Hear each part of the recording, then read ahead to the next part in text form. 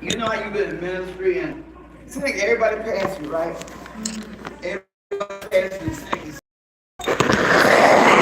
things and anybody you don't know why you go through all this stuff. You know, why? Because you are chosen. When you are chosen, the only way you can get momentum, which is power, which is movement, is by going through. You have to go through different trials and tribulations. And as you go through them, He'll raise you up and you start feeling that anointing. So the more things you go through, and if you go through the test the first time, you know, a lot of times you don't pass the test first time. That's why you keep going through the same trial. So you pass it the first time, you know what? I know I'm anointed, I know I'm called by God. Let me go ahead and pass this test the first time.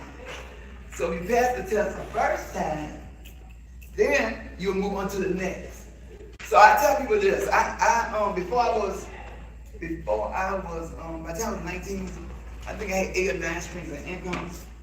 I'm always like worked out, helping people, working in the community, in all 7 mountains of influence, which is I was working with politicians. So I'm an advisor to politicians. Sometimes they'll call me, they'll have me to help them. I prayed over the bill before they submitted to Congress on the Aubrey bill. They called me and I prayed over it. When the Congress, it's picking it out. They were picking it up, they were burning down everything in their land. But that was my assignment because your anointing be anointing that when you go somewhere, it will shift. How many of you can hear that anointing that you know God's singing somebody, that God might sing to somebody's house, you want to go to people's house. And whatever they got going on, they'll tell you later, so you know what? When you came in here, me and my husband arguing so bad, but then after that, everything shift, okay? So you are called. You can go, like, my grandmother and my grandmother's pastor, they would go house to house. They would go house to house. They would get the wife and children saved. Then the husband would say, the whole family would get saved. The time we live in now, we live in a time where there's so much chaos. You see people all over social media, they talking about the president, but you're supposed to pray for the president, you're supposed to speak good stuff. Because you're anointed. You know that and everybody pray, enough people pray, you can shift whatever you don't like. Come on now. You can't tell people you didn't vote. You can't tell people you did whatever they believe in. You can't tell that they'll kill you. You know what I mean? It's crazy, right? So, this is the Holy Week. So I know I just got to minister just now. So I'm back again. But this is Holy Week because I celebrate the Jewish New Year. So we celebrate the spiritual first before we do the natural. So it started yesterday. So that is Rosh Hashanah. So during the week of Rosh Hashanah, that is when you do something humanitarian. You give seed, give something to somebody's ministry, some nonprofit, and you go out and give groceries to somebody. You have to do something. In the 10 days of Awe, it started yesterday with Yom Kippur. Not Yom Kippur, with Rosh Hashanah, and they're going to end with Yom Kippur, where you fast for 25 hours.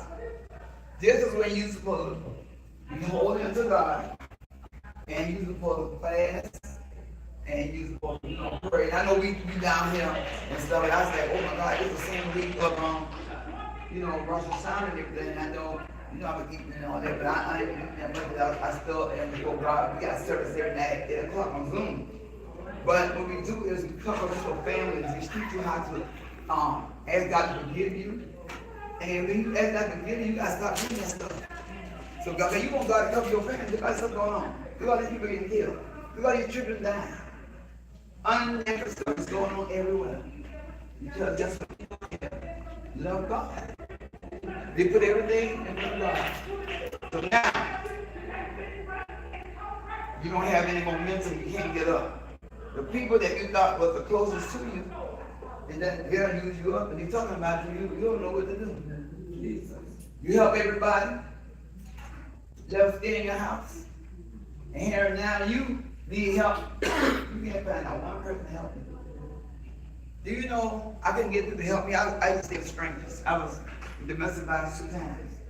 And I had to run, and I had to run. A lot of times I ran with my little son. He was young, 3, 4. My 2 daughters, like my daughter and my other daughter, they would stay. One was my mother-in-law and one was stay with my mom.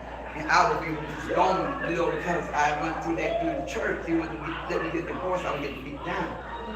And I was anointed, and I always succeeded. But I didn't, I wasn't like I am now. Now you can't tell myself to me. I don't be playing, right? I'm powerful in the spirit. I know who I am. So say, when you don't know who you know the devil can run over you? You think some man gonna run over me now? No, because I ain't married to none, okay? I'm by myself, and I'm living good. Because before I thought I couldn't live without nobody, but no, I couldn't. You know why? Because the broken part of me, the person that was rejected, talked about, lied on me, looking for love, all the wrong places. So when you start doing self-love, start loving yourself, everything will change. The reason why sometimes we help people, you know how we help people, like I love helping people. It's like you do something to make me feel good. I'm not doing this show and nothing like that. I don't go put it on social media. And I help people, I've been helping people since I was young. But I help people more now in a bigger way, because I have more money, so I can help people bigger. My faith is different, because I know who I am. When I didn't know who I am, I'm like, oh my God, how am I paying these bills? What am I going to do? But now I know, because I'm living the way I'm supposed to live, and I know that God will make a way. I know He's going to. You might have somebody come out of the blue and say, hey, I'm getting $2,000 to help me with what you got going on. So, let me ask you a question again. How you keep a momentum in ministry? You say, oh my God, I don't feel like preaching now. I lost my baby. I'm going through with my husband. Everybody coming to me for prayer. What? You don't know what to do. I've been in that spot many times. So momentum is a sustained forward motion created by consistent effort. So in order to have a momentum, you got to keep moving. You want to stop and all that. You might slow down a little bit. Like, I'm going to get an example. So you know how the little tortoise in the hair, tortoise in the curl. So, the hair, he felt like, I can beat anybody. I can run faster than anybody, so he can anybody. So he's going to challenge. Just like Job went to, Satan was Job. And say, hey, let me test you. Okay, so it's the same thing. And whatever you're going through, the devil had to go to God and God be like, okay, yeah, I'll test you. But then you got to pass that test. So the devil said, you know what? I am going to beat you.